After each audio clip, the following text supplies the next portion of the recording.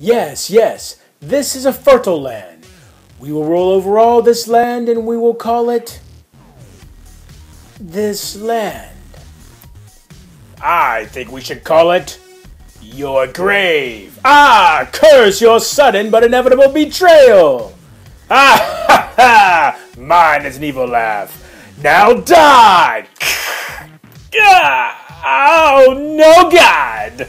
Grr! Ah! Oh, dear God in heaven!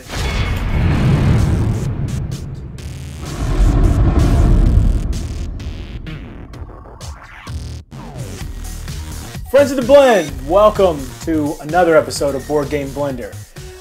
Plastic is so much fun. Plastic is used for all kinds of things in games. Experience points, diseases, and of course, miniatures. A quick look at how much money a Kickstarter with miniatures makes will show you how much people love them. It's been a running joke for a while now that a game with great miniatures and barely passable rules will still do gangbusters on Kickstarter.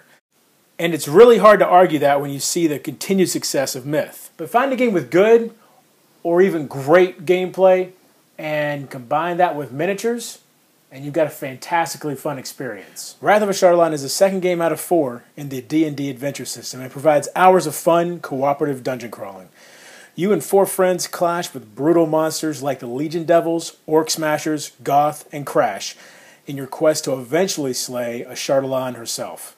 It requires no one to play the bad guys, as each is selected by drawing cards from a deck and then controlled by its card with its movements and attacks programmed for you. The quests take place on randomly generated maps developed by pulling tiles from a stack. Now, all this randomness can sometimes make the game difficulty swingy, but it still makes for an incredibly fun experience, even when you get crushed. Now, for some people, the fun of minis comes from an experience outside of the game itself, in painting them. Now, I'm no pro, but you can see that I do enjoy slapping some paint on my miniatures to bring a little extra life to them.